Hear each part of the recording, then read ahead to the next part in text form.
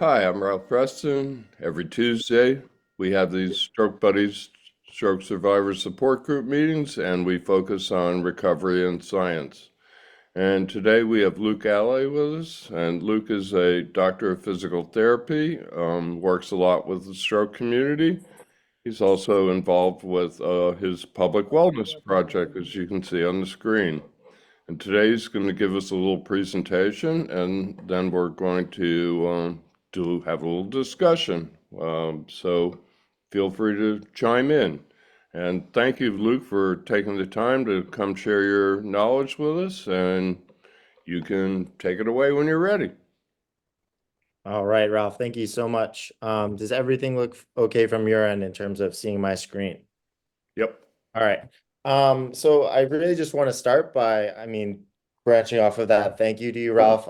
This resource, as I've been gaining more exposure to Stroke Buddies and the overall stroke group, it really plays a pivotal role for people in terms of their recovery, in terms of getting access to education, in terms of just really feeling like they're not alone, which can be really one of the most difficult things for us healthcare providers to provide to our patients, because at the end of the day, right, we don't know what it's like to have a stroke when we're treating them at the bedside, and when we're recommending those medications and when we're helping them with that recovery. And so communities like this are really what plays the difference in terms of people getting back to what they want to achieve. So in correlation with my mission, in correlation with the difficulties I've noticed in the stroke population, I feel like this is truly right on the money in terms of helping people get back to what they love. And so I just want to thank you for that.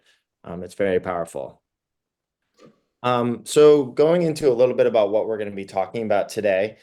So as you all want to know, I'm going to go into a little bit about my background in terms of being a doctor of physical therapy, in terms of being a trained health and well-being coach, and really what that means. I'm going to go into exactly how I came to create the Public Wellness Project. And lastly, the program that I offer and really the difference that it makes for my clients in terms of getting back to their day-to-day activities, their level of independence, and their overall sense of fulfillment. I do have one qualm with presenting in this facet. I mean, I know that we're very used to it ever since COVID, but I do want to facilitate a little bit of discussion here throughout, and I'm glad that we were able to talk a little bit beforehand. So you don't feel free to keep yourself on mute, but if you guys can just find the chat feature on your Zoom and just drop a 1 in the chat if you're there with me, I'm just able to participate throughout. We'll just be doing a little bit of a discussion. All right, perfect. Yeah, so just that you guys have that all up for you to use. Perfect. All right. So just want to start with a couple of statistics for you all, just to kind of get your thoughts going a little bit. So as I was working with my clients more recently in terms of thinking about New Year's resolutions and just the overall impact on the time of year and how that plays into setting goals and making changes in your routine, I came across a really interesting stat that I wanted to share with you all.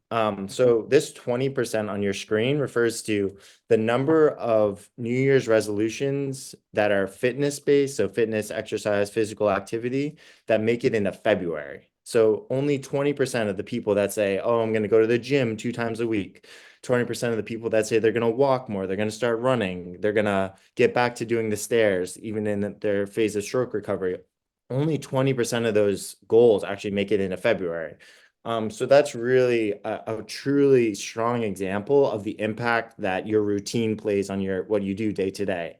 So basically, like if that new choice of going to the gym, if that new choice of taking the stairs up and down instead of using the elevator doesn't become part of your routine, it's not really going to last for the long term. So it's really crucial to make it a habit. Going into another statistic for you all. So 5%. So 5% is a stat that I've been working through, talking to my clients a lot about, is 5% of people refers to 5% of adults that meet the daily recommended amount of physical activity every day. And that recommended amount is only 30 minutes. So when you think about that, that's a pretty alarming statistic. And kind of going off of that, only 1 in 3 people meet the recommended amount of physical activity each week, which is only 150 minutes total. So thinking about that, that can be pretty alarming to think about in terms of just 150 minutes out of your entire week should be spent being active, and it can be really difficult to find the time, the energy, and the overall ideas to know what to do to fill up that time. Out of curiosity, just to get the ball rolling, drop a 1 in the chat if you feel like you're part of the 33% that gets 150 minutes of activity every week. Nice, Julie. Yeah, a couple. Yeah. Like, so it can be really difficult, right? Like it's hard to fit that into your week, and sometimes they just pass by and you realize that you haven't done much. So it can be hard to find that consistency. Okay. So less than 20%. So this is as I was preparing for this presentation and thinking more about the incorporation of habits throughout stroke recovery and just overall fulfillment and getting back to level of independence. I found that less than 20% of people get back to fully independent in the first year after a stroke. And so getting back to that full level of independence is really nice, Ralph. Yeah, yeah. I know you guys know whether like it's a big factor for you getting back to that independence. And so that less than 20% of people getting back to independence means less than 20% of people getting back to that full sense of normalcy, getting back to their previous way of life of going to work, engaging with family and friends as they once did. And so that statistic is truly way too low in terms of thinking about how equipped the healthcare industry is to educate patients on how they can get there, educating patients on what they need to do to get there, and educating patients on what resources there are for them in terms of helping them reach that independence, whether it's education, resources in the community, or just their personal support they had already. I think that we are truly not equipping our patients to get back to independence as much as we really could be. All right. So going into my background, so I'm a doctor, as Ralph was referring to earlier. I'm a doctor of physical therapy, and I'm a recently trained health and well-being coach as well. And so I could talk your ears off all day about the physical therapy program through Northeastern. But through that program, I really had a unique opportunity to get exposure to extreme varying variety of patient populations. I spent time working with the varsity athletes. I spent time working in workers' comp clinics. I spent time working at the bedside with inpatient rehab with people recovering from spinal cord injuries, TBIs, strokes, burns, amputees, you name it. And so that really allowed me to have that exposure in terms of diagnosis, but also in terms of demographic, in terms of where the patients are coming from, in terms of how much their level of health literacy, so like how much they're really understanding what we're telling them, and really how much of a background they have coming into our care. Especially now working at Rusk Rehab, which is a branch of NYU Langone in Brooklyn. And so that's an inpatient rehab facility where we see people from all walks of life. It's a truly remarkable department, and remarkable hospital overall in terms of that. And it really has taught me a tremendous amount around how to help people find success while going home, which is overall our goal. When people come to the hospital, we want them to find success when they go home and not have to come back, right? And get back to what they enjoy, what they want to do, and what they really want to make for their health. So I've been truly grateful to have that amount of experience in terms of school, and then also as a provider to really fully understand how to help people find success. So branching off of that, my main learning that I got throughout all those varying patient populations, everything from varsity athletes to people that have a stroke at age 35 and have never even thought about managing their health previously, and are now trying to get back to every component of their life. I really have learned and found in the research that education and motivation do not really give patients the keys to find success when they go home. So what I mean by that is that just because somebody learns that you can take medication, you can start exercising, you can make changes in your diet, etc., to prevent you having another stroke, doesn't necessarily mean that they do it and that they know how that applies to them in their personal routine. Going off of that, same thing applies with motivation.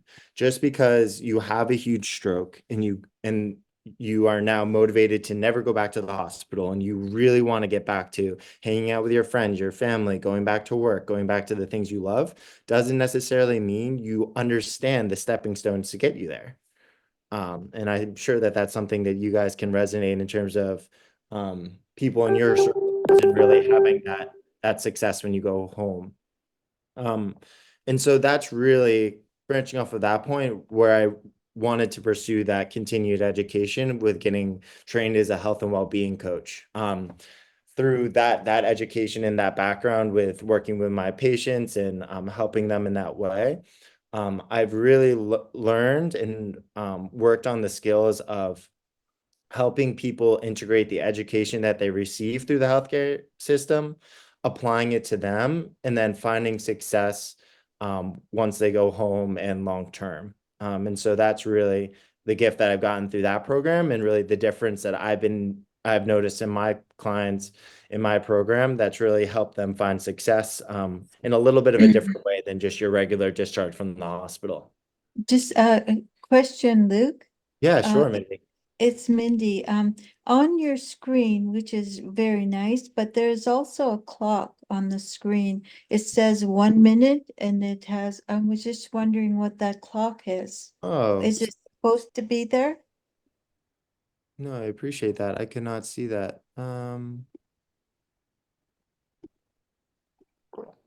Yeah, I was wondering the same thing. No, I appreciate that. Why is that? I'm not sure why that's there. Maybe you could pick it up and move it over a bit so we could see Yeah, I'm all of not able to the slide. move it. I apologize. Um, let's see. Can you drag it?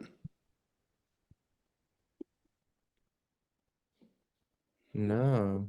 If you don't see it, You see my screen now. yeah, Is it's this not there. better? It's not there. We see the rest of your editing stuff. Try going back into it's gone. Does that work? Is it gone now? It's gone now. That's odd. Thank you so much, Mindy. I appreciate that. All right. So, another component that I learned through Rusk, and kind of getting more into the demographic of the patients that I've had experience working with. So as many of you may know, one of the average rate of age rate of stroke in the US is in the range of like 71 to 77. It ranges depending upon what source you're using. But the age demographic at our hospital and the patients we work with is between 53 and 57. So very, very distinct difference in terms of the patients that we see and the patients that we get experience with versus that average rate nationally. And that really has put that increased emphasis, right, on those patients going home and making lifestyle changes in terms of taking the medication, working on integrating more diet and exercise to find more success long term. Because as everybody recovering from a stroke wants to do, they want to have a long life afterwards. And so that is extremely important for all stroke patients for sure, in terms of making those changes to find more long-term success. I don't doubt you on the statistics, but they must vary widely throughout the country. And I live in South Carolina, and we're part of the stroke belt, which would be Virginia, North Carolina, South Carolina, and Georgia have more strokes for some reason. And we actually have passed 75% of the strokes in South Carolina are now under the age of 65. And of course, Right. it makes a big difference if your population's 50. When you're 50, you're still working. Your kids, I haven't put your kids through college. You got a lot of life left to live. You know, I just turned 75. That was the high end of your demographic. Right. I hope to be here a little while, but I'm not working. You know, by 75, you should have your life set a lot differently than you do at 50, where you really, it's more important, if you will, not mentally, but activity-wise, to return to the life you had because you have kids and depending on you, and Yeah, you don't have yeah. your I mean, retirement set. exactly. To speak to that, like these patients that are 53 to 57, right? They have kids at home still. They're working two jobs to really try to bridge the gap for their kids possibly going to college. And so that can be a very crucial phase of life that these patients come to us in. Um, Yeah, so exactly to your point. The interesting thing and the reason why it's a range from 71 to 77, it depends upon the source, but also to your point, Ralph, as people are living longer, right? That's actually increasing, that's like increasing the average rate of stroke because people are able to have a hemorrhage later or a stroke later on in life. And so that's increasing the rate. But then even on top of that, um, even on top of that, the rate is still declining and getting younger and younger every year. So kind of bridging off of that point, which is really interesting to think about, how it's almost like doubling down. It's like people are living longer, but also strokes are getting younger and younger. So it just puts that increased emphasis on those changes day to day that people need to make, to have more success. So going back to that transition to home, so when patients, as many of you know, like you have a stroke, you go to the hospital, you go to inpatient rehab, you go directly home, you go to continued rehab, and after that, when you discharge home, you're left to going back to your previous routine, which for some people is incorporated in that routine are the components of their life that kind of help them end up having a stroke in the first place, whether it's the decreased diet, whether it's not having a high enough presence of exercise, whether it's not being consistent with your medication, whatever that is, it really is highly involved in your routine. So when we discharge patients home, we're sending them back to exactly what they're used to, which is their habits that they maintain day to day. And that can be the exact habits that got them there in the first place, unfortunately. And so as a healthcare industry, we kind of set patients home with an realistic expectation, right? We want them to find success in their routine that they're used to. But then also on top of that, we're asking them to make huge changes in terms of how much they exercise, in terms of how the substantial changes they make in in their diet so that they don't come back, right? Because we assume that patients have that increased motivation. Um, and so they want to make the change, but that's a huge expectation for us as providers to assume that our clients are able to do. And so that's an area that I really noticed that patients were struggling with in the discharge home is just making those changes day to day to prevent future hospital admission. Let's go back to the chat. Drop a 1 in the chat if that resonates with you in terms of just that transition to home of like feeling super overwhelmed, hesitant, lost, and just like absolutely exhausted and just kind of fear of uncertainty of where to turn in terms of going back to the hospital. Yeah, thank you for that. Yeah, it can be hard, right? There's a lot of hesitation around like, oh, I don't want to do this. I don't know what to do because it might end up with another stroke. And that's something I see all the time, Ralph, in the group is people wondering, can I do this? Because I'm worried I'm gonna have another stroke. Should I do this to prevent having another stroke? It's a very common topic of education. Yeah, thank you for that, Judy. Exactly to the point. Yeah. It can be so difficult to problem solve all those different decisions. And so it's very helpful to have a resource like Stroke Buddies to help you with determining that, but also a healthcare provider as well. So any questions around that at all? I really appreciate all the participation. Any questions? I have a question. Yeah. What if you don't have anyone to help you do your rehab? So you're referring to like after you discharge from the hospital and you're Yes, working to make a recovery? yes. Yeah. So Winifred, thank you for asking that question. That's actually an incredible bridge to what I'm gonna be talking about next. Because that can be difficult, right? I mean, whether you have the resources at all to have home PT, just talking about PT specific, it can be difficult to know if you have the resources to be able to have home PT or outpatient or get to outpatient PT. And then obviously, as we know, those benefits expire. And so it's hard to know where to turn to next in terms of getting back to that life that you want to be living. So directly to your point, that's why I created the Public Wellness Project.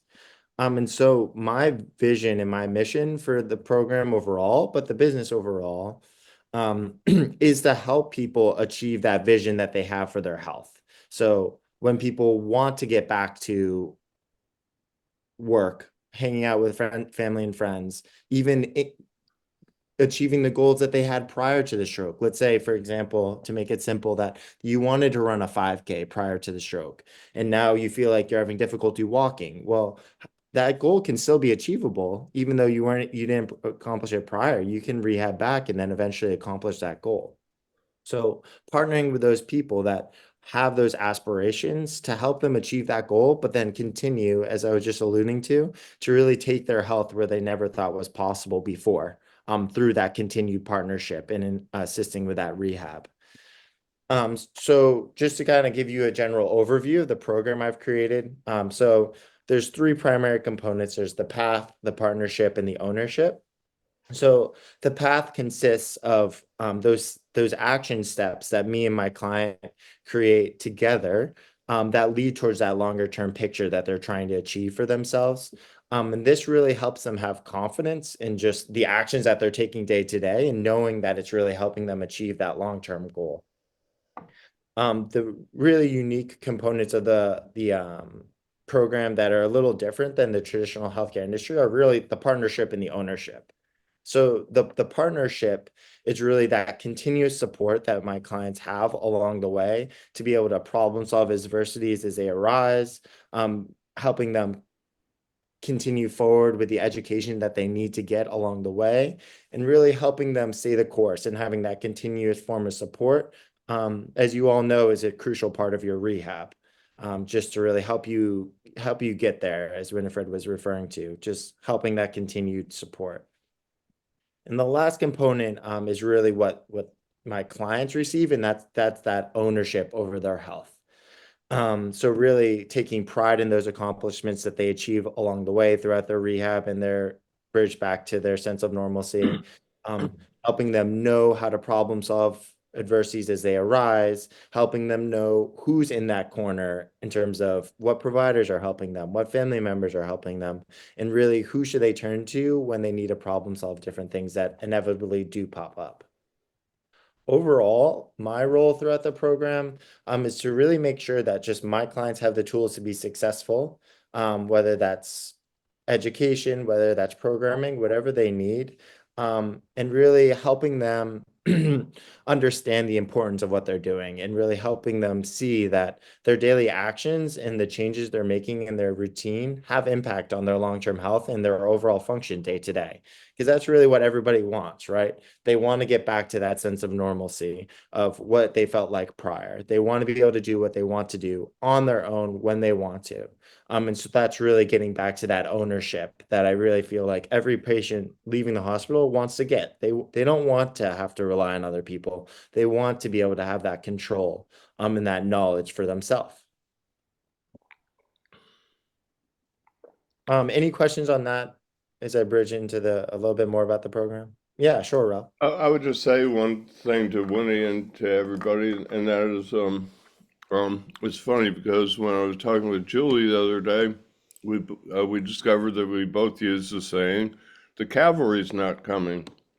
And I think that no matter how much support you have, or if you have a total lack of support, it's still a lot of the whole thing with the recovery uh, falls to us as individuals.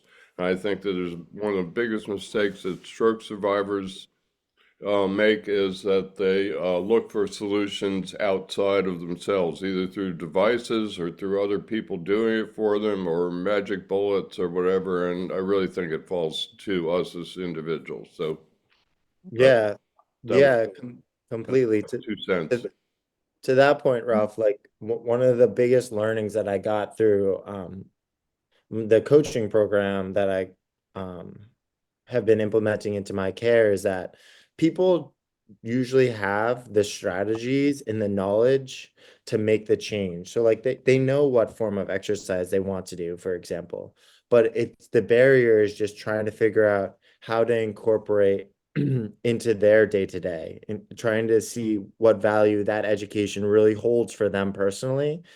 And so it's that continuous support that really helps them bridge the gap and really find that sense of independence again. That just personal insight and knowledge is crucial. Uh, So Luke, I have a question, not sure. more of a comment than a question that I'm thinking about. I realize that the presentation is about the physical strength and outcome of our bodies to become the best we can. I am focused myself more on the holistic of our bodies in terms of our emotions and how we really feel about having a stroke. Yes, we all want to get back to where we were and everything, but that's kind of bullshit to me because we some of us will never get back to being the independent people that we once were. And it's the journey from then the stroke and to going forward using a thinking that is a lot more about the spiritual and the mental health of where we're going to go and how we're going to get there. So I Right. realize your presentation is physical, but I just thought I'd mention that um, the other parts too are important, right? In terms of our wellness period. Yeah, so I really appreciate that question, Mindy. I feel like in terms of the examples that I've been giving throughout the presentation and my background as a physical therapist certainly points more towards the physical component, but overall, like the program is designed to help you achieve whatever vision you have for your health. So that can speak exactly to my vision for improving my health is an improved sense of self and an improved sense of fulfillment in terms of how I spend my time day to day, in terms of the confidence I feel in what I'm doing and the sense of joy that it brings me. And so to your point, despite a lot of like the examples truly being around exercise, um, there is a primary component of really and a baseline component of trying to figure out what that sense of self and that vision of that sense of self and that goal for the sense of self looks like long term is really step one. And then almost physical activity and exercise are are a vehicle to achieve that often, but not always, to your point, if that makes sense. Thank you, Luke. I just wanted to tell you something I was thinking about, so I appreciate you. I do. Yeah, no, I appreciate that question because it can really be overly centered around the physical activity and exercise because those examples are always ones that resonate with a lot of us. Um, but it at the end of the day, people want to feel more fulfilled and an increased sense of joy as they recover back to their day to day. So that's goal number one, as we all know. Well, one thing I've noticed over the years is that you don't really, it's hard to start on your journey until you get to some level of mental well-being and acceptance. So you can't, in a sense, if you're stuck in a pity party, you don't get to the physical. Right, right, right, right. So So it's step one certainly can be, a key component, and I would assume that's the wellness part of the wellness and health coach and the wellness project. right, that's exactly the bridge is really finding that confidence for people in terms of knowing that they can do it and reach that goal that they're trying to achieve for sure. What do you got, Damon? Thank you for your question. Yes, yes, yes. Excellent presentation. But I have to chime in with Mindy. I totally agree with what she's talking about. The mental and the emotional part. You know, yes, they give the physical therapy, occupational therapy, and the speech therapy, but the mental and emotional part, that's Yeah, what I dealt with for a long period of time. For one, I suffered a massive stroke when I was 23 years old after I graduated from Morehouse College. And I'm 50, I'll be 53 in February. So Mhm. for 29 years of my life, I lived as an overcomer of a stroke. Mm, So, like you said, the support system plays a major role. You right, know, it really, I think a lot of survivors have a problem with isolate themselves. Once you get to the point after you do your physical therapy, occupational therapy, they only give you so much. You have to learn how to overcome these barriers and stuff on your own. You can't completely. do it by yourself. Right. You have to have a support system. That's why I love when I meet new people on Facebook and stuff. When I came across this meeting today, you know, I had to jump in and I started you know, 'cause I'm with a group of called Stroke Focus, and we meet once a week also. And Yeah, you know, and having that support system with other individuals, you know, that's really helped me bridge this gap of my recovery. right, Yes, I'm not, you know, I'm not 100%. I don't think none of us will be 100% because a lot of people think they're just put a band-aid on our head and we'll be okay in a couple years. You right, know, we have to understand the recovery process of this. You know, so once we get to know that our recovery is a marathon instead of a sprint, we can really learn how to recover then. right, You right, know, I look at, you know, like I said, having these conferences and stuff like that, but we as overcomers, we have to really understand the mental and emotional. That's like I said, when Mindy said that about the mental and the spiritual aspect of the recovery, right. we have to understand that. And like I said, for me, I'm in August, I'll be celebrating my 30th year of recovery. Wow, So, congratulations. and this is what I don't want to ever have another recurring stroke in my entire life. So Yeah, I've learned how to handle the mental and the stress levels of life. And I think this, like I said, I counsel a lot of other younger stroke survivors now. And like with the demographics with you, like you just presented, what 50 to 70, these, you know, these the this right now, everything with stress and corporate and everything shutting down and everything like that, that causes the stress that's having these people having these right. strokes at an early age. You know, Yeah, when I yeah, was in college, what did I have to do? What was I eating? I was eating ramen noodles, you know, McDonald's. That doesn't, you know, it's what right, you eat in your body and stuff. So we definitely, education plays a major role, you know, so we have to understand our bodies is our temple. So completely. we have, you know, if I'm gonna, like I said, if I'm gonna promote healthy living, I want to look like I'm healthy. Right, So right, that just doesn't make any sense to me. I'm sitting here, one of my doctors was over 300 something pounds, and you trying to tell me Okay, come on, that just doesn't make it. That's what I'm seeing.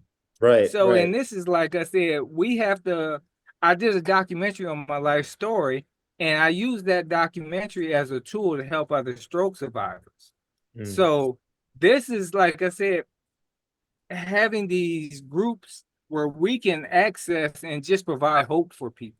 Like I Right. said, what Ralph putting this group together and stuff like that, we use that as a tool to build. I Yeah. don't want to take too much up, but like I said, Mindy, that is an excellent um, point that you brought up, because like I said, people who deal with stroke and live it is completely different. Yeah. I live this every day, over half my life, Yeah. so we have to really look at this on a whole different perspective than what we read in the book. Yeah. So we have to just start looking at things on a different perspective now, Yeah. and go from there. I'm gonna Yeah, say, yeah, I appreciate all of that, Damon. It's yeah, like it's an incredible summary of exactly yeah, really, as you all know, the absolutely. difference in your recovery. That it goes Mhm. so beyond just having the Yep. knowledge to get you there. It's really about having the support and the strategies to make a difference for you personally. And so not to give you a short-winded answer, but exactly to your point, I feel like your point is really one of the foundational components of the creation of my program, of just that complete realization that knowledge is not the difference for making a full recovery and getting people where they want to go. Not knowing how you can, or how to get to that long-term vision you have for your health, it's not the only thing that you need to get you there, essentially. It's to all of your points. It's the support, it's the increased sense of self, it's the increased motivation, it's the continuous ability to have people in your circle that know what you're going through. And those are all different components that are not directly, as you guys have all found through Stroke Buddies, are not directly available for you through the healthcare industry. And so you went out of the circle to seek those out. And so that's exactly what I've been working to incorporate in the program through a communal component where people are able to relate on their goals, are able to speak to one another, to really work together and see each other in each other's shoes, I guess. Yeah, And that's absolutely. that's part of the whole stroke buddies thing. I've said it a million times. If they don't give us what we need, we'll figure it out for ourselves because we have to. When you get released, you lose a lot of your resources. There's nobody to ask questions to. The healthcare system, in my opinion, is at least semi, if not totally broken. And so Yeah, um, completely. there's Yeah, that. so I One thing appreciate I do you sometimes bringing is that up. if you ask people to raise their hand who got PT, everybody will raise their hand. And you tell them, leave your hand up if you got OT, half the hands go down. Yeah, Leave your yeah, hand up if you got, if you needed and got speech therapy. Oh, a bunch more hands go down. Okay, right.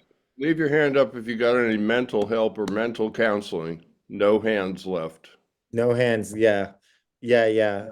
So And so, that's the purpose of these meetings, is because we feel like we understand each other, and we feel like when we're with, even if somebody didn't experience the exact same stroke, they can identify with our struggles because they have their own struggles. It's not so important that the things be the same, but it's important that you understand what the struggle is, and you're lucky that you don't, and you don't ever want to, because that would mean you had a stroke, and you don't ever want to do that. Everybody here who's had one will totally agree with that. They're no fun.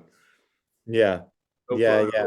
Goal number one is obviously getting back to that sense of independence and that sense of self. But goal number two is never going back to that level of dependence again. Yes, thank you so much for that question, Damon.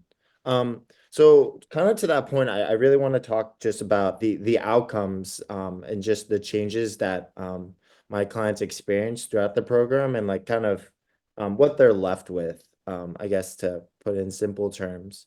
So as we've been talking about, they really are left with that increased sense of fulfillment and independence in their day-to-day. They're left with that management and control and understanding of their health. So kind of to your point, Ralph, of knowing what services they need to pursue, of knowing how to prevent future strokes, and of knowing who's in their circle and who is their form of support. Because that varies for everybody, right? It's not always these support groups. Some people don't seek out this form of support. And so it can be really different for everybody. And so that's a crucial component for us to figure out.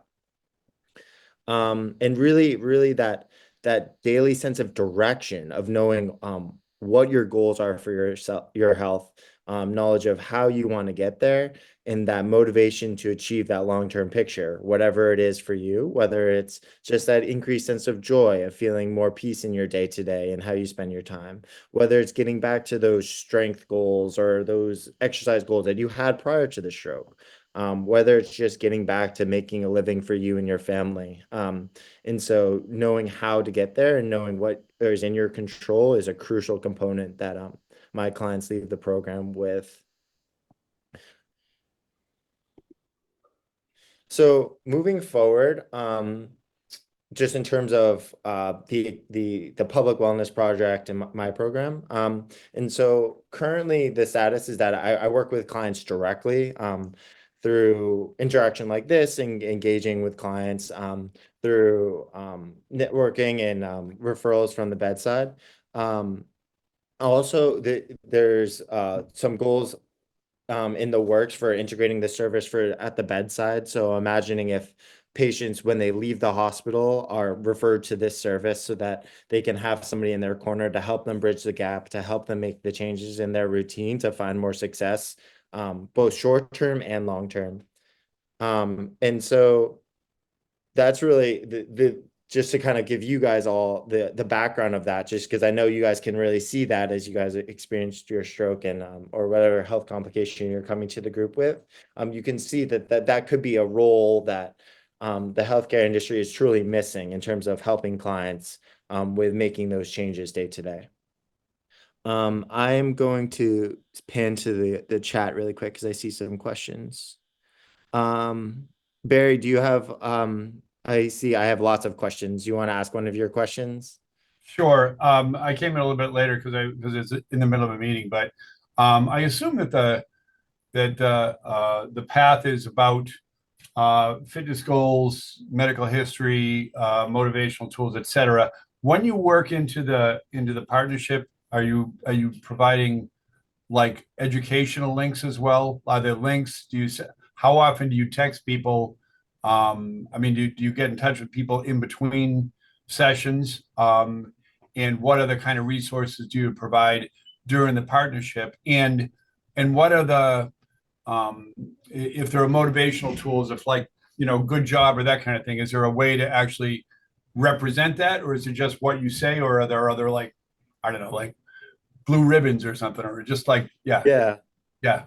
Yeah. So I think to your point, like the biggest benefit of this program falling outside the constraints of insurance, outside of the constraints of the traditional healthcare industry, is that it allows me to provide that support and education however me and my client see fit. So whether it is me giving them a piece of information every single day that directly relates to their recovery, whether it's coaching them every single day on their motivation and them seeing the value in what their actions are, whether it's just providing them with that support so that they feel like they're not alone. Going back to Winifred's point, it varies tremendously. And so because of that, I also have variation on how much one-on-one contact me and my clients do have, depending upon what me and the client see fit and how much the client needs. Because one thing that we find is that once you go outside of the constraints of being able to have access to your physical therapist twice a week for 30 minutes, the impact you can have on their day-to-day and their routine is truly astronomical. Just once you have that ability for your clients to ask questions when they arise and help you give clients education when you see fit, it can really work to maximize that progress and those long-term benefits. Does that kind of answer your question? It does. Thanks so much. I mean, I assume that you have resources that, or do you have like a brochure or a pamphlet on your on what you're doing as well?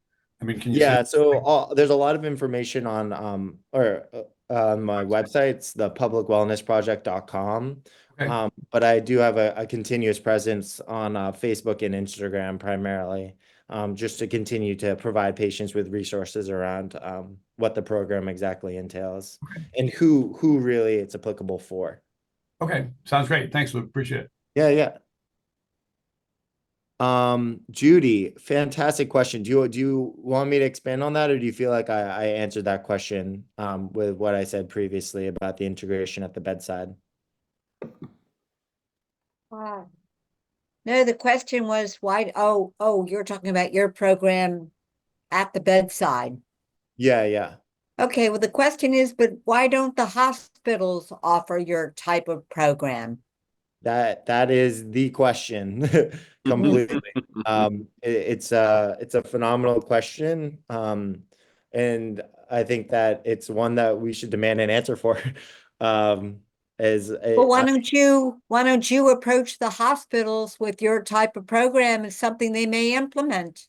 Yeah, so kind of to my point earlier, what we're currently working towards is most of my background is in inpatient rehab.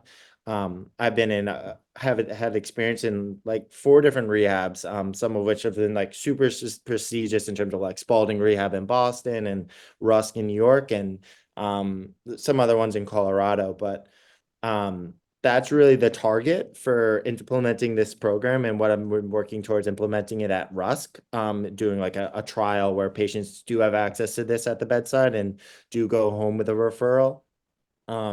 Because that's that time. I don't know how many, obviously, of you did go to inpatient rehab, but that's that substantial period of time where patients are no longer really super medically complex, right? You're not necessarily getting a ton of medical intervention still, and you're really focused on that recovery, right? You're figuring out how to get more independence so that you can go home. Who's in your support networks to help you get back to going home? What are your goals for what you want your day-to-day to look like? And as many of you know, this is directly applicable to all of those goals and helping them bridge the gap towards going back home.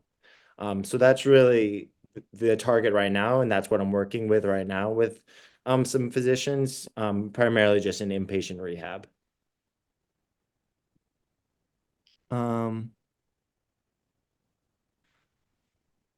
So Julie's point to reimbursement, are you referring to me billing insurance, or can you expand on No, that? no, that wasn't a question. That was just a response of why don't hospitals offer your Oh. type of program? Yeah. Yeah. So the healthcare industry, just to expand, it's completely all care 1-to-1. So whether it's your doctor coming to the bedside to consult, whether it's the radiologist taking an x-ray, it's just a series of one-on-one consultations, right? There's not a lot of education that's provided to clients between sessions. There is, but it's not individualized. It's not really seen as value for the client because there's no connection. It's like there's education and then there's your providers. So it's all really about the blend in terms of clients seeing how it benefits them personally. Okay. Well, the whole metric is driven by insurance companies through the hospitals, and we're at the bottom. Right, right. And so the structure of my program, it's a program, right? I'm not working with my clients for 10 sessions, right? I'm working with them through a program to achieve their outcome. So because of that alone, it's a little different than what people usually experience. So I'm going to wrap it up here. We're going to go to questions. I'm sure that I know Ralph has some questions. We're going to go through some questions for the group. But just in terms of continuing to learn more, so as you might have seen, you might have come across my Facebook page. There's a lot of information on that. My primary form of social media is Instagram at the Public Wellness Project. You can find me at the publicwellnessproject.com. And so as I was going into this presentation, I really was super excited to have this discussion. I was really hoping for the questions and the insights that you guys all provided. It's been an extreme learning opportunity for me, as well as I hope you as well. And so what I want to do, let me get my link up here. Because it's 2 degrees out, and if I stop moving, that means I won't make air. So, what I'm gonna do, so I just put my discovery call, my free discovery call link in the chat. And so what I'm gonna do here, is for those of you guys that book a call through this link here, and we'll discuss it on the call as well. I want to offer you all like a free fitness tracker. And so I've been recommending a fitness tracker with a lot of my clients, because it really helps us really gauge where they're at. It helps us set goals together. And so for those of you guys that book through this call, and this link here, I'm gonna be providing you with that fitness tracker. So I'll send it to you once you start in on the program. So feel free to book that. I also really opened up my availability over the next week or so for you guys to be able to have a lot of variation in time to book, if you're interested as well. Let's see. I think that's mostly all I got, Ralph. What questions do you have? Me? Yeah. I know you gave me some a while back, potential ones. Yeah. I was trying to find them, but I went to our thread and it's like 13 messages long. Yeah. No, just I don't know. If I had questions, they would be slightly outside of your program, but not outside of your expertise in terms of, more like things like, what do you see people struggling with the most, and does that have in their recovery when you see them in inpatient Yeah. patient So facility, and did that have anything to do with? I suspect, but I'll ask, did that have anything to do with you forming the wellness project? to put that in the most simple way possible, the biggest difficulty I see people struggle with in inpatient rehab is understanding why we're giving them the education that we are, why we're telling them to do things the way we're telling them to do them, and really just how it relates to them in terms of what they're trying to achieve. As crazy as it may sound, and I don't know if you can all remember your inpatient rehab or rehab experience, but yeah. I find that patients are surprised when you ask them the question of, and it's the simplest version of, I mean, the things I like to get into with my clients, but the simplest version of that is, why are you here? Like, what do you want to get back to? What are your goals for your rehab? And sometimes alone, those questions alone don't get asked. And so that helps. Once you ask that question alone, it helps them think of your entire rehab and all of your interventions as specialized to them, which they are, right? That's what we're trained to do as physical therapists. We're trained to do assessment and give interventions that help them achieve the goals. But those goals are ones that we set, right? Like we set the goal of, you need to stand up independently. But the patient might not see the value of that for them. Like we assume that patients make the gap of doing repeated sit to stands will help them get off the toilet on their own, but they don't always make that jump, right? Sometimes it's about helping them think of, like, having the conversation of, like, they say, I want to get off the toilet on their own, and then it's a conversation of, yeah, so we need to do sit to stands. And so that's a super simple example, but something that it's consistent throughout the whole program, really. Well, I think that part of that comes back to acceptance. I think every one of us, the first few days in rehab, or hope we would wake up and there was all a dream, but it's not. I also saw a lot of people in rehab. I saw people not going to physical therapy, which I did not understand at all. They wanted to go home. I wanted to stay another 3 weeks, but of course insurance wasn't going to allow that. And everybody kind of acted like if they just got home, they'd be okay. Like there's somebody's going to wheel them across the transom of their front door into their living room in a wheelchair, and they were going to stand up and go back to their normal life. So it's really a difficult thing to think about your life having been, completely changed and turned upside down. It's not the simplest thing to get to acceptance. Right. I Yeah. know that Well, all struggle with it. yeah. Yeah, the acceptance is definitely interesting of like being present in where you are now, because um it's so difficult when you're going through, and this is a barrier in inpatient rehab as well, of like when you're going through those different stages of recovery in the structured hospital environment, it can be so difficult to make that connection to how it applies and how it'll look for them when they go home. And so it's just feels so different for people that um, they can't necessarily see themselves doing the activity at home and really picturing what it would look like. Well, you have to, because you don't get we get better at home. Those of us who got better relatively quickly did a lot of it at home. I think most everybody who gets better um, has to engage in some level of home therapy program.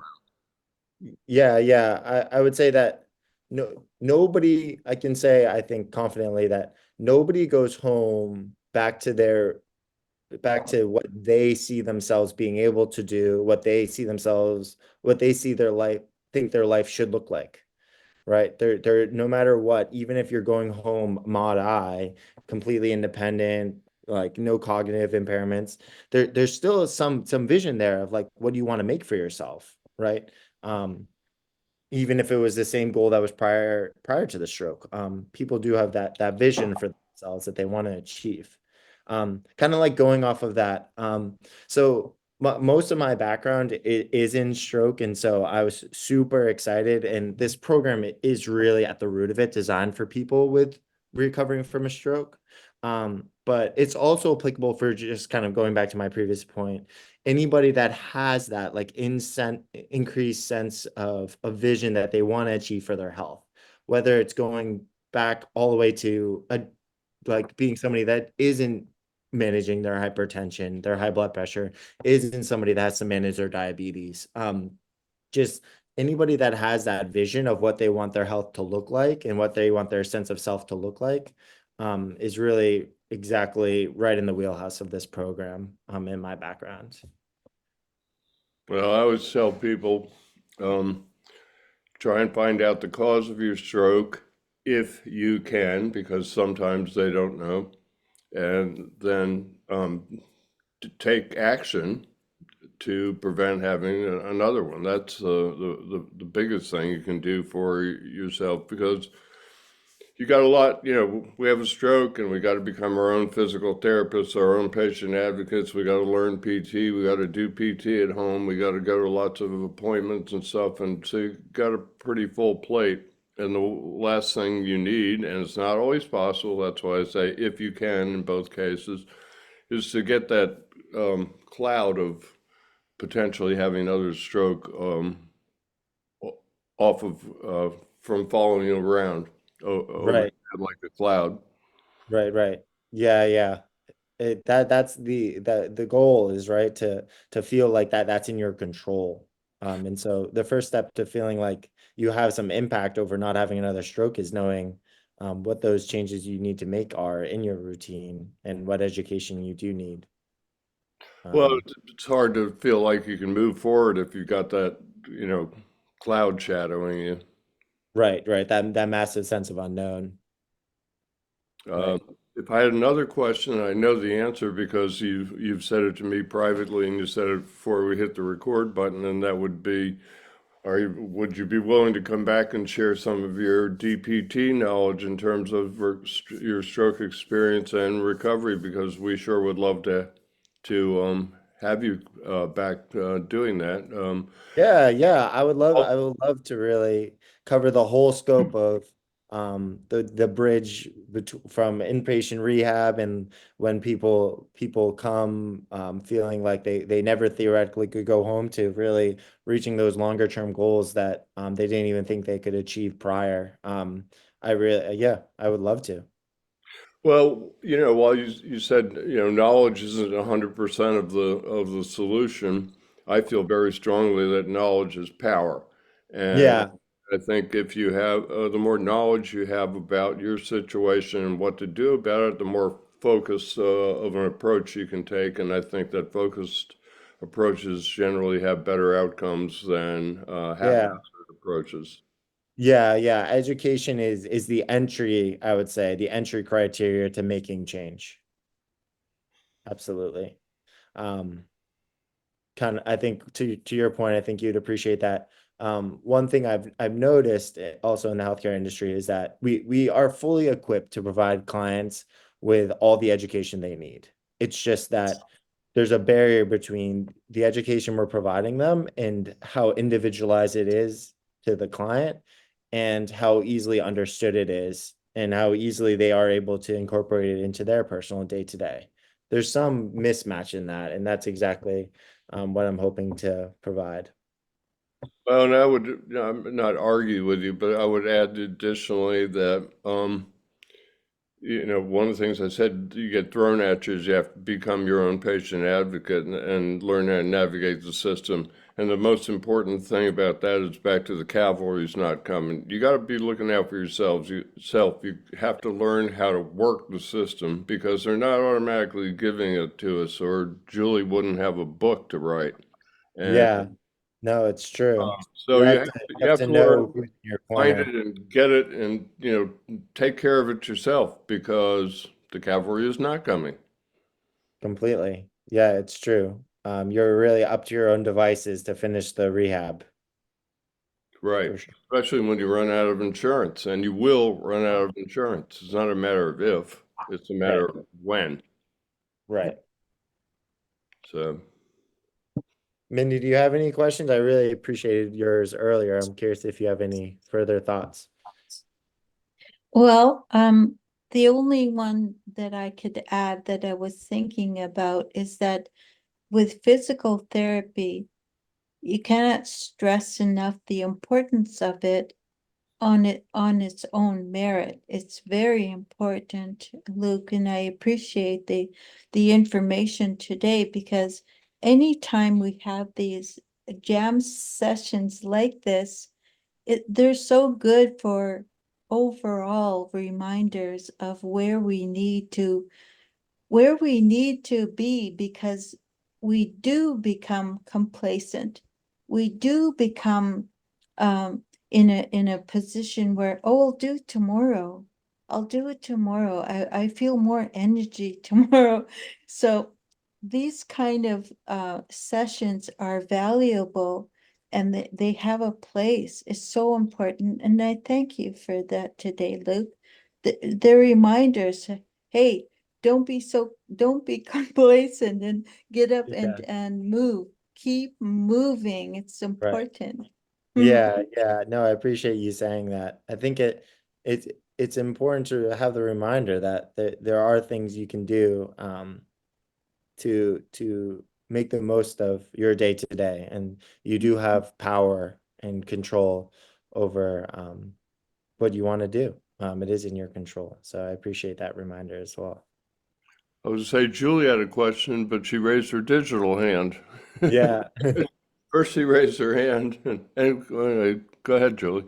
Yeah, I'm trying to figure out how to lower my hand. Sorry about that. To just exactly to that point of the idea that you do have power and more control than you think you have, I was really noticing the language that was used during this time together. And I was wondering whether all of these terms are terms that you use interchangeably or not. I noticed that Demont used the word stroke recoverers. And I was thinking about how that landed for me versus patient and versus stroke survivor. Right. And I was wondering if it lands any different for you guys. And if it makes you make any different assumptions about yourself or what you can do or what you might want to be doing. So, you know, the idea of stroke recoverer, stroke survivor, or patient. I can tell you this, you know, a lot of people wear labels in their lives. You know, I know a lot of people say I suffered a stroke or I'm claiming everything about my stroke, my stroke, my stroke. You know, we have to change our narratives on some things. And like with that, that's what I was saying, overcomers. Life or death is in the power of your tongue. And if you keep speaking negative in your life, that's what you're gonna get. I can't do this and I can't do that. You know, that's what I'm talking about with the mental part of the recovery process. I had, like I said, I used my own story. I had a social worker that said I can't do this, and I have a mind of a 2-year-old and stuff like that. I had to learn how to change my perspective of how I was speaking, you know. So that's what it comes down to, the self-assessment of yourself inside of you. If you know exactly who you are and whose you are, you understand what I can change. And I think just by people with the change thinking, change expectations, but a person has to want to change. Right.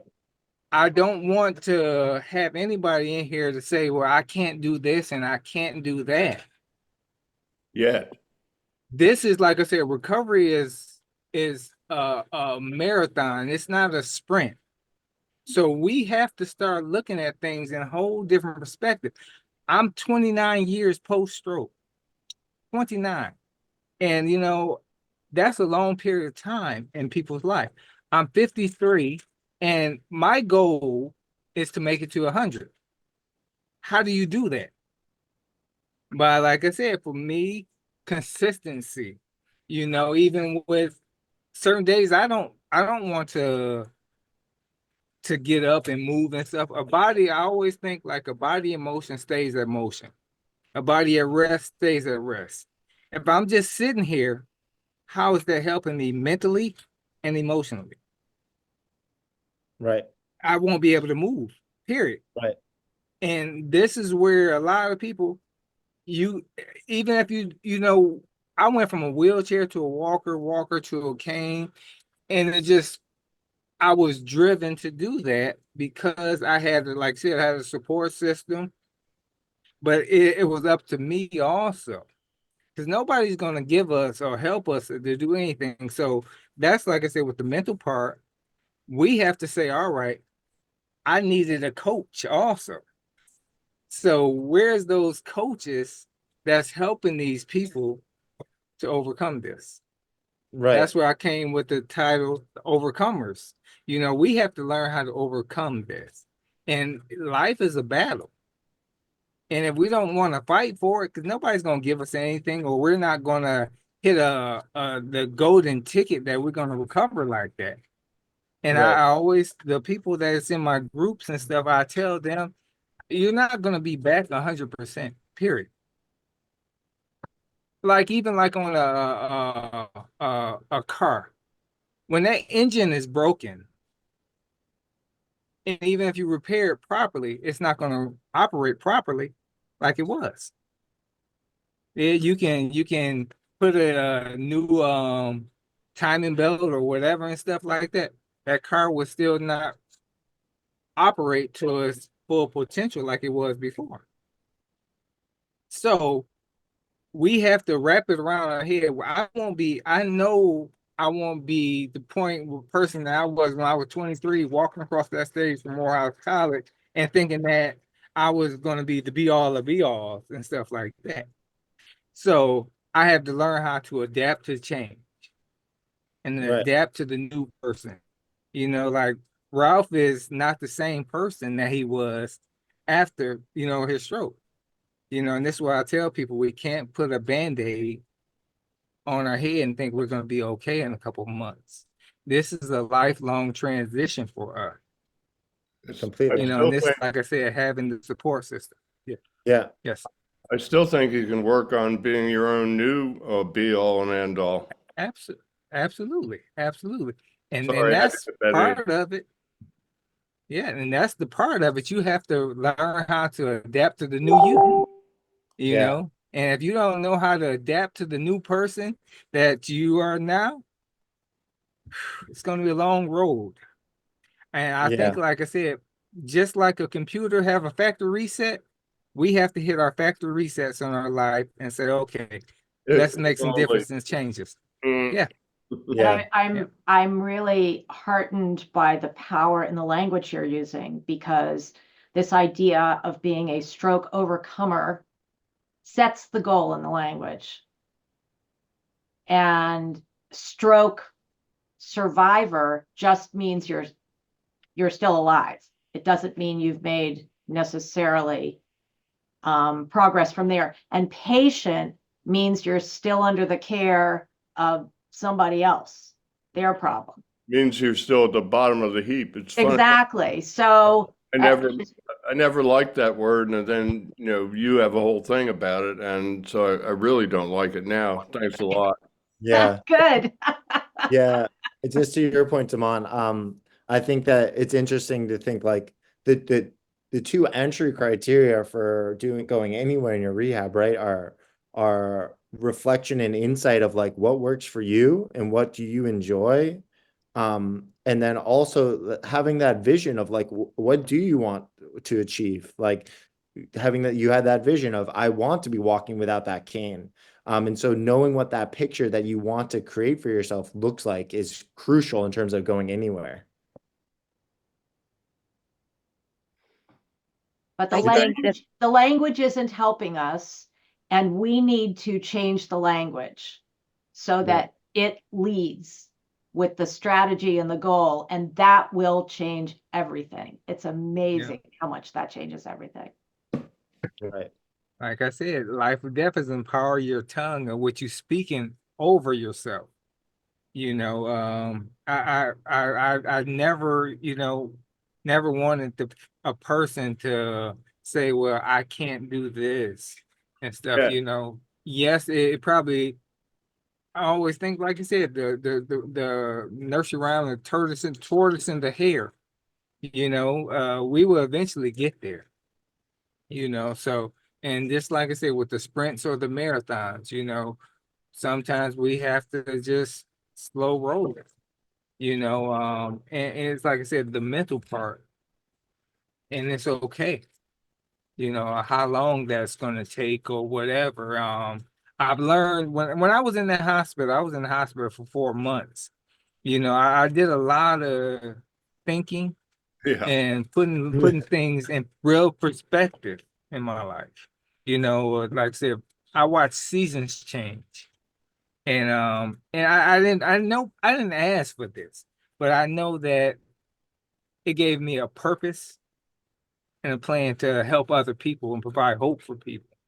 And I was thinking about just the fear of people when we're talking about when a person I'm fearful of having another stroke. And we have to, like I said, change the narrative of Yes, a everything. little bit. Yes, yeah. thank you.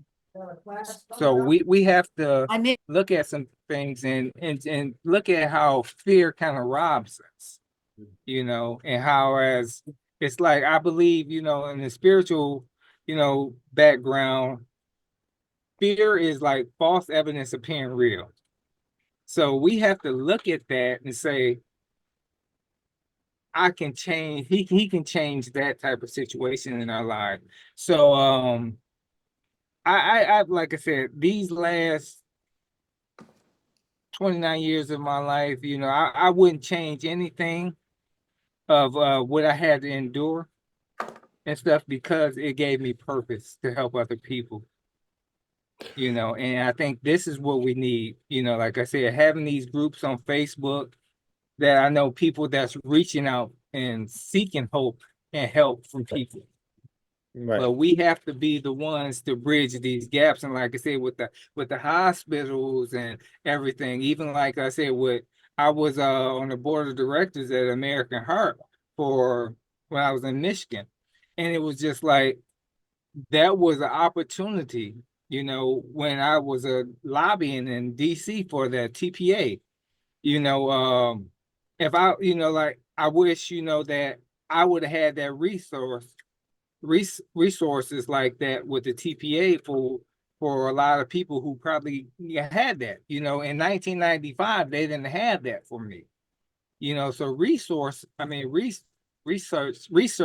plays a major role of your recovery, so Right. as overcomers, we have to say, how can I bridge these gaps and help other people, Yeah. and go from there. Go ahead, Three Ralph. I'm things real sorry. quick. Unfortunately, Yes. TPA is the clot buster for anybody who doesn't know. And less than 4% of people who need it get it. Yes. Luke knows Yes. that's the fact. Yes. I don't know why, but there's something wrong with that. Anyway, and number Yeah. two would be, you're the only one I've ever heard start off with fear being false evidence appearing real. That's the way I learned it. And every time I see all the other variations on it, I plug that one in. So for whatever that's worth. And the third would be, language is really important. And if I can talk Julie into coming and talking about language with all of us, then I'd love it if you'd come back and, um, you know, attend that. I intend to keep doing this. I feel Yeah. the same sort of purpose that you do. It's not about me, so this is difficult because I'm not here to slap myself on the back. But I was talking about helping stroke survivors when I was still in the rehab hospital. And I have no idea what I was going to do to help them because I'm in a damn wheelchair at the moment. But that was my reaction, and I guess I spent 15 months getting better. Well, no, because I started doing things to draw attention to my recovery, to give people hope, and I started talking to hospital systems about solving the problem. To me, it was just silly that they send 790,000 of us home to reinvent the wheel by ourselves. That's just stupid. End of Right. story. Yeah, and Luke knows. Right. Yeah, to your point, and I do want to talk about Judy's point. I feel like it's interesting that I think that we were conditioned to think that we're on our own and at the and not that we're not, you guys and us as individuals all aren't at the center of your recovery, but that there can be somebody in that circle with you. And it's just trying to figure out what you want that role to look like. That can be a crucial component too, because I think that, to speaking to more about people in the inpatient rehab, people do leave with that sense of completely alone on the islands, without any support bridging that gap with them. And that's something that definitely doesn't have to be the indefinite future of recovery. There can be somebody helping you bridge that gap for sure.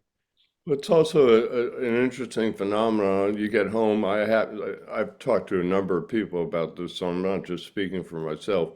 But I got home and I'm thinking, like, and I know the statistic. I've just said it's stupid that 790,000 people get sent home to reinvent the wheel. But there I am sitting at home alone, and I feel like I'm the only one in the world that this happened to, even though I know better. Isn't that crazy? But it's reality. Damon's nodding his head. I guess do you feel that way? Yeah, especially with the young stroke population, Damon, I'm sure that you work with, it can be really, really almost like the magnifying glass of that point, Ralph. Yes. Well, they're back to they have so much more life to live than somebody who's 80. Right. And that feeling of this doesn't happen to people like me. Right.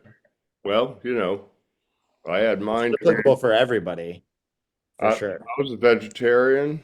I was fit. Yeah. I had my stroke on my exercise bike, training for the senior games.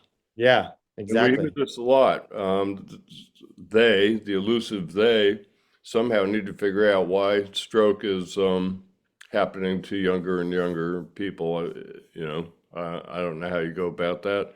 Is it because we're leading more sedentary lifestyles? Is it because we have more stressors in our life? Is it a combination of some things? Don't know, but it'd sure be good to get to the bottom of it so we could reverse it.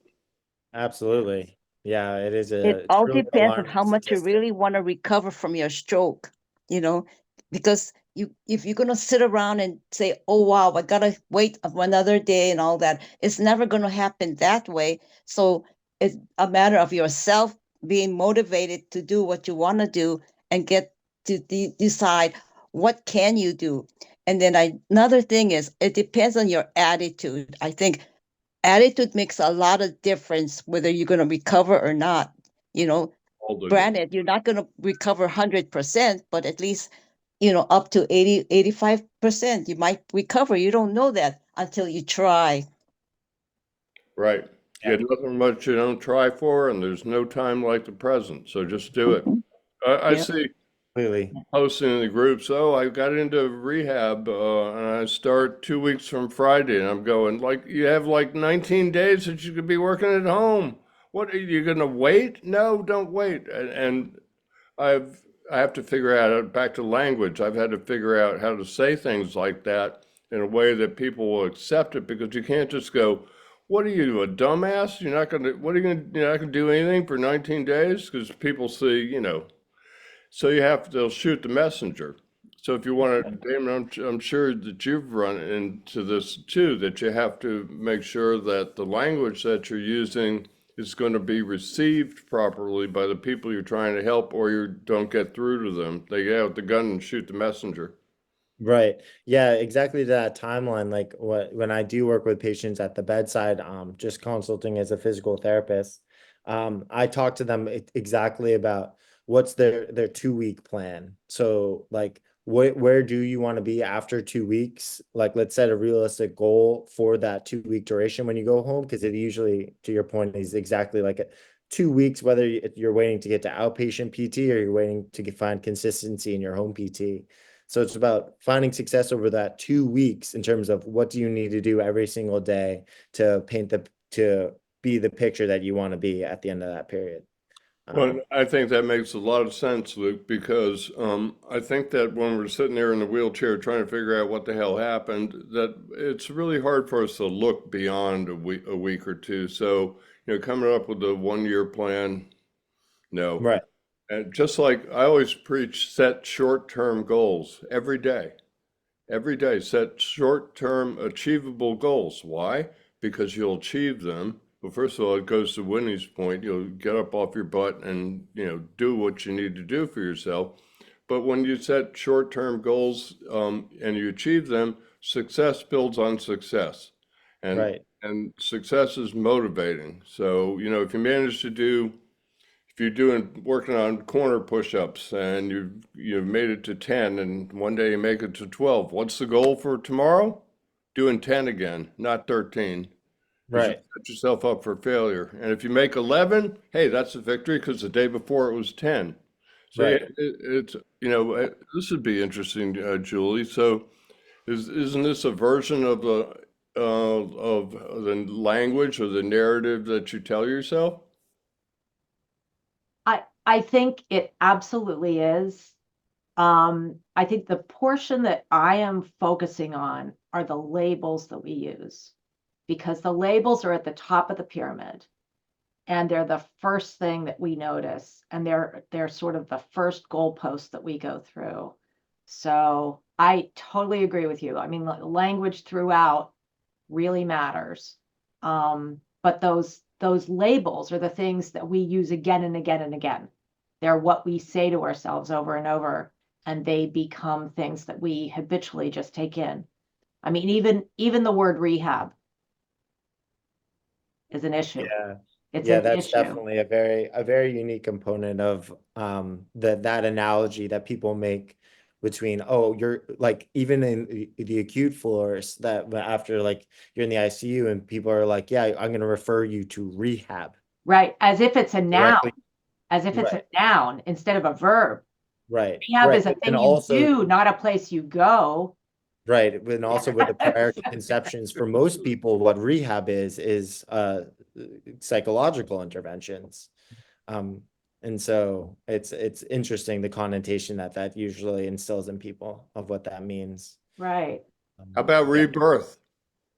Yeah, you're going to rebirth. Yeah. I just Yeah.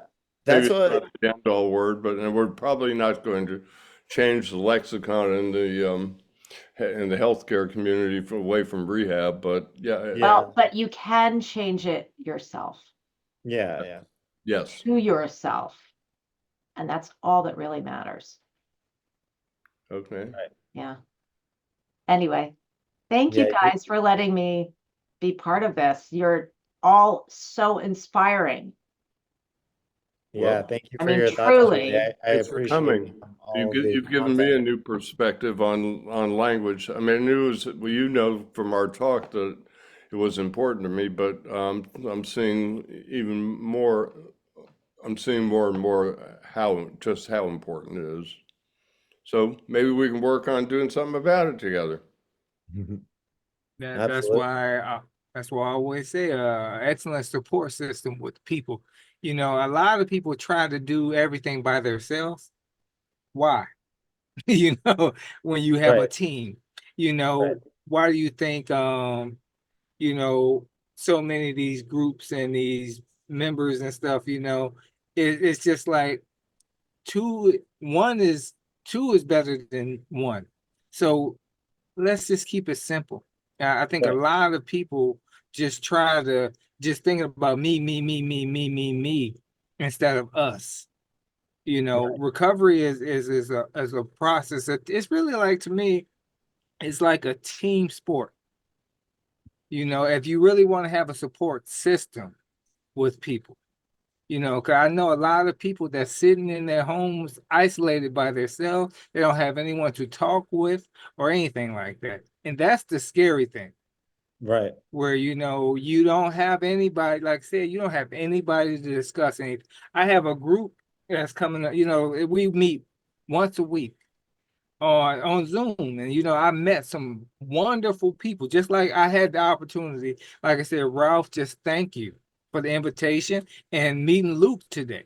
So this is what it's about, meeting people out here and seeing that we are like-minded individuals and we can put these broken pieces back together in our lives with a support system. This is not rocket science, but I think a lot of these organizations and stuff, they need to learn how to hit that reset button and do something over and try it again. You know, because it's like everybody's thinking about profit and growth for everything. And I know that's a major part of it. But, you know, people don't understand what we deal with on a daily basis until it happens to them. Then they will say, all right, where can I get this help? You know, Right. this is why it's so important to have that support system, that the hospitals have to bridge these gaps instead of thinking about, if they start thinking about the actual care of a patient instead of thinking about their pockets, that's getting billions and billions of dollars. Well, I can have my big mansion and stuff like that. That's great. You know, I'm proud of that. You know, it's great for you. But, you know, whether the individual who's sitting there struggling, what are we gonna do about that? Completely. Yeah. Yeah. So Patients, people need to feel like they're not alone when they leave the hospital. absolutely, absolutely. You know, like I said, Luke, you have the opportunity, you know, and like I said, changing the narrative as you've been a young man yourself. You know, yes, like I said, like I said, I'll be 53 in February. February 12th, I will be celebrating my 53rd birthday. And it's just like, man, it feels like I was just 23 a couple days ago, you Mhm. know, and it's just like, man, you know, and it's just watching your life change and evolve to the person that you were created to be. And, you know, I never thought you know, my thing, you know, I wanted to own my own car dealerships and everything like that. But, you know, God had a different plan for me. So as long Yeah. as I wake up every morning in my right mind, I'm good. I'm That's good. right. Yeah. You know, yeah. So, you know, we have to look at things on a whole different perspective. You know, we have loved ones around, you know, I have a beautiful wife, I have children and everything. You know, there's life after stroke. You know, just like I said, I just celebrated my 10th year wedding anniversary, and it's just like, man, and we have to show people there's life after stroke.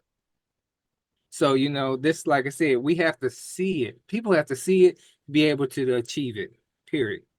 You know, instead of, you know, I love, like I said, I love reading books and stuff. One of the best books ever that I ever um read was The Body Keeps Score, you know, about trauma. And it's just like, I never really put the connection together to say, this is a trauma that we endured. You know, I'm like, instead of just saying, well, I like you said, we're talking about just the stroke. It's not just the stroke, it's the trauma that's tied in with all of this. So I'm like, oh my God. So that's why we have to seek wisdom and knowledge. And like I said, being in these groups, that's how we have to seek the wisdom and the knowledge and get this information and connect with the people. You know, like I said, Julie is here just getting information. And I'm grateful for that. I'm grateful for Ralph for putting the thing on Facebook. So I'm like, okay, that sounds interesting. So let me just jump on real quick. And you know, I'm so grateful, like I said, for a young person named Luke doing what he does, so he can help other people.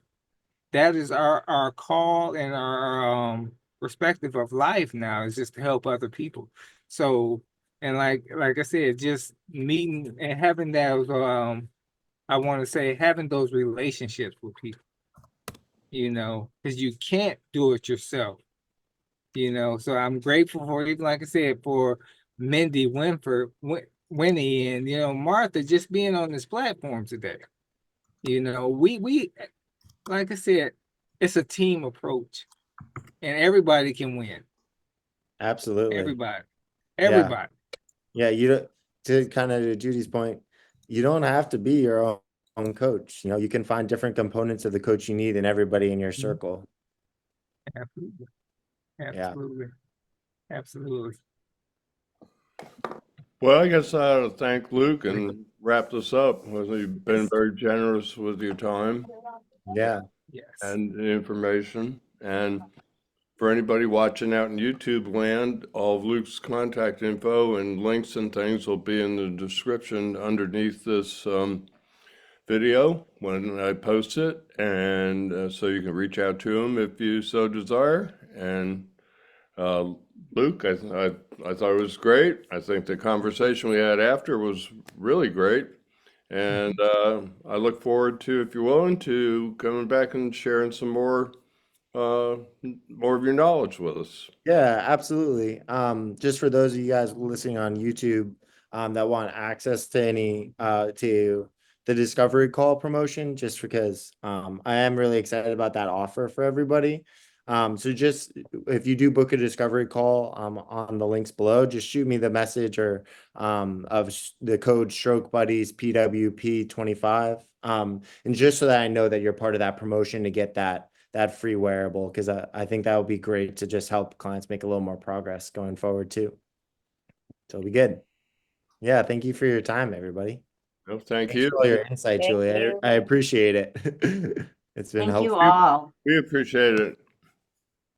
Yeah. Talk soon, Great everybody. meeting you guys. Take care, everyone. It's been a Yeah, pleasure. take care. Do all you can with what you have, in the time you have, in the place you are. Do all you can. Do all you can.